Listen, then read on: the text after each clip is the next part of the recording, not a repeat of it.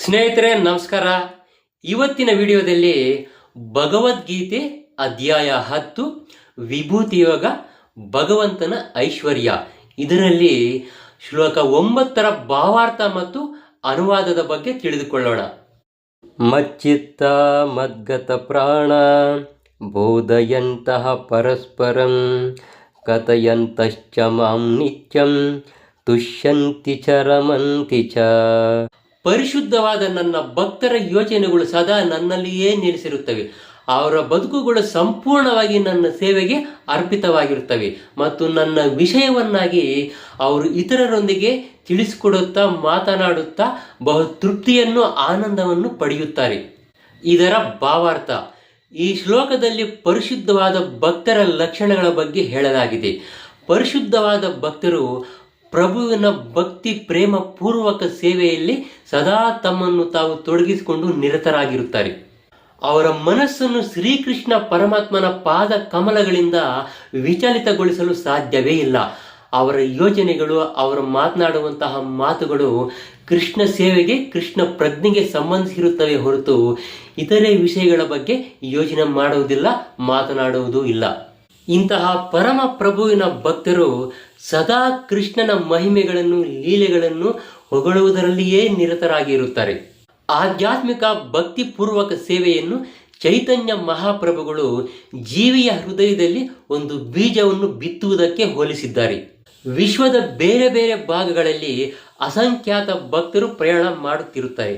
ಅವರಲ್ಲಿ ಕೆಲವರಿಗೆ ಮಾತ್ರ ಭಕ್ತಿ ಪ್ರೇಮ ಪೂರ್ವಕ ಸೇವೆಯಲ್ಲಿ ತೊಡಗಿರುವಂತಹ ಭಕ್ತರನ್ನು ಕಂಡು ಅವರಲ್ಲಿ ಭಕ್ತಿಯನ್ನು ಕಂಡುಕೊಳ್ಳುವಂತಹ ಒಂದು ಸುಯೋಗವು ಲಭ್ಯವಾಗುತ್ತದೆ.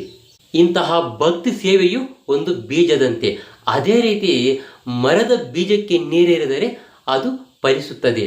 ಅದೇ ರೀತಿ ಜೀವಿಯ ಹೃದಯದಲ್ಲಿ ಭಕ್ತಿ ಎಂಬ ಬೀಜವನ್ನು ಬಿತ್ತಿದಾಗ ಆ ಜೀವಿಯು ಹರೇ ಕೃಷ್ಣ ಕೃಷ್ಣ ಕೃಷ್ಣ ಹರೇ ಹರೇ, ಹರೇ ರಾಮ ರಾಮ ರಾಮ ಹರೇ ಹರೇ ಎಂಬ ನಾಮವನ್ನು ಆಲಿಸುತ್ತಿದ್ದಾಗ ಅವನ ಹೃದಯದಲ್ಲಿ ಆ ಬೀಜದ ಪ್ರತಿಫಲ ಅನ್ನೋದು ಫಲಿಸುತ್ತದೆ. ಆ ಜೀವಿಯ ಹೃದಯದಲ್ಲಿ ಭಕ್ತಿ ಸೇವೆಯ ಆಧ್ಯಾತ್ಮಿಕ ಲತೆ ಅಥವಾ ಬಳ್ಳಿ ಎಂಬುದು ಬೆಳೆಯುತ್ತಲೇ ಹೋಗುತ್ತದೆ. ಭೌತಿಕ ಜಗತ್ತಿನ ಆವರಣವನ್ನು ಭೇದಿಸಿಕೊಂಡು ಹೋಗಿ ಆಧ್ಯಾತ್ಮಿಕ ಆಕಾಶದ ಬ್ರಹ್ಮ ಜ್ಯೋತಿಯ ಪ್ರಭೆಯನ್ನು ಪ್ರವೇಶಿಸುತ್ತದೆ. ಆಧ್ಯಾತ್ಮಿಕ ಜಗತ್ತಿನಲ್ಲಿಯೂ ಸಹ ಆ ಗಿಡವು ಅತ್ಯುನ್ನತ ಲೋಕವನ್ನು ಮುಟ್ಟುವವರೆಗೂ ಹೋಗುತ್ತಲೇ ಇರುತ್ತೆ. ಆ ಲೋಕವು ಕೃಷ್ಣನ ಪರಮ ಲೋಕ. ಆ ನಿವಾಸಕ್ಕೆ ಗೋಲೋಕ ಅಥವಾ ವೃಂದಾವನ ಎಂದು ಹೆಸರು. ಜೀವಿಯ ಆ ಒಂದು ಗಿಡ ಅನ್ನೋದು ಕಟ್ಟ ಕಡೆಗೆ ಶ್ರೀಕೃಷ್ಣನ ಪಾದಾರ ವಿಂದಗಳಲ್ಲಿ ಸೇರಿ ಆಶ್ರಯವನ್ನು ಪಡೆದು ಅಲ್ಲಿ ವಿಶ್ರಮಿಸುತ್ತದೆ.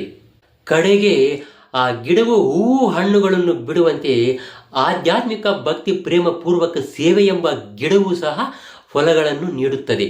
ಕೀರ್ತನೆ ಮತ್ತು ಶ್ರವಣಗಳ ರೂಪದಲ್ಲಿ ನೀರೆರೆಯುವಂತಹ ಪ್ರಕ್ರಿಯೆಯು ಕೂಡ ಮುಂದುವರಿಯುತ್ತದೆ. ಭಕ್ತಿ ಸೇವೆ ಎಂಬ ಈ ಗಿಡವನ್ನು ಚೈತನ್ಯ ಚರಿತಾಮೃತದಲ್ಲಿ ಸಂಪೂರ್ಣವಾಗಿ ವಿವರಿಸಲಾಗಿದೆ. ಗಿಡವು ಪರಮ ಪ್ರಭುವಿನ ಚರಣ ಕಮಲಗಳಲ್ಲಿ ಆಶ್ರಯವನ್ನು ಪಡೆದಾಗ ಮನುಷ್ಯನು ಸಂಪೂರ್ಣವಾಗಿ ಭಗವತ್ ಪ್ರೇಮದಲ್ಲಿ ತನ್ಮಯನಾಗುತ್ತಾನೆ. ಆಗ ಒಂದು ಮೀನು ನೀರನ್ನು ಬಿಟ್ಟು ಬದುಕಲು ಹೇಗೆ ಸಾಧ್ಯವಾಗುವುದಿಲ್ಲವೋ ಅದೇ ರೀತಿ ಭಕ್ತನೊಬ್ಬನು ಶ್ರೀಕೃಷ್ಣನ ನಾಮ ಸ್ಮರಣೆ ಇಲ್ಲದೆ, ಶ್ರೀಕೃಷ್ಣನ ಭಕ್ತಿ ಪ್ರೇಮ ಪೂರ್ವಕ ಸೇವೆ ಇಲ್ಲದೆ ಕೃಷ್ಣನ ಪಾದ ಕಮಲಗಳನ್ನು ಬಿಟ್ಟು ಅವನು ಸಹ ಬದುಕಲು ಸಾಧ್ಯವಾಗುವುದಿಲ್ಲ ಎಂದು ಚೈತನ್ಯ ಚರಿತಾಮೃತದಲ್ಲಿ ಹೇಳಲಾಗಿದೆ. ಇಂತಹ ಸ್ಥಿತಿಯಲ್ಲಿ ಪರಮ ಪ್ರಭುವಿನೊಡನೆ ಸಂಪರ್ಕವನ್ನು ಪಡೆದಂತಹ ಭಕ್ತನು ದಿವ್ಯ ಗುಣಗಳನ್ನು ಪಡೆಯುತ್ತಾನೆ. ಪರಮ ಪ್ರಭು ಮತ್ತು ಆತನ ಭಕ್ತರ ಸಂಬಂಧದ ಇಂತಹ ವೃತ್ತಾಂತಗಳಿಂದ ಶ್ರೀಮದ್ ಭಾಗವತವು ತುಂಬಿ ಹೋಗಿದೆ. ಆದ್ದರಿಂದ ಭಾಗವತದಲ್ಲಿಯೇ ಹೇಳಿರುವಂತೆ ಭಾಗವತವು ಭಕ್ತರಿಗೆ ತುಂಬ ಪ್ರಿಯವಾಗಿದೆ. ಶ್ರೀಮದ್ ಭಾಗವತಂ ಪುರಾಣಂ ಅಮಲಂ ಯದ್ ವೈಷ್ಣವಾನಾಂ ಪ್ರಿಯಂ. ಈ ವೃತ್ತಾಂತದಲ್ಲಿ ಭೌತಿಕ ಚಟುವಟಿಕೆಗಳು, ಆರ್ಥಿಕ ಅಭಿವೃದ್ಧಿ, ಇಂದ್ರಿಯಗಳ ತೃಪ್ತಿ, ಮುಕ್ತಿಯನ್ನು ಕುರಿತು ಏನೂ ಇಲ್ಲ. ಪರಮ ಪ್ರಭುವಿನ ಮತ್ತು ಆತನ ಭಕ್ತರ ಆಧ್ಯಾತ್ಮಿಕ ಸ್ವಭಾವವನ್ನು ವರ್ಣಿಸುವಂತಹ ಒಂದೇ ಒಂದು ನಿರೂಪಣೆ ಶ್ರೀಮದ್ ಭಾಗವತ.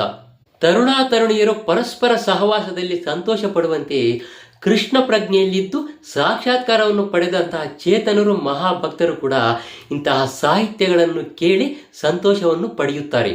ಸ್ನೇಹಿತರೆ, ಇದಿಷ್ಟು ಇವತ್ತಿನ ವಿಡಿಯೋದಲ್ಲಿ ನಾವು ತಿಳಿದುಕೊಂಡಂತಹ ಭಗವಂತನ ಐಶ್ವರ್ಯದಲ್ಲಿ ಶ್ಲೋಕ 9ರ ಅನುವಾದ ಮತ್ತು ಭಾವಾರ್ಥ.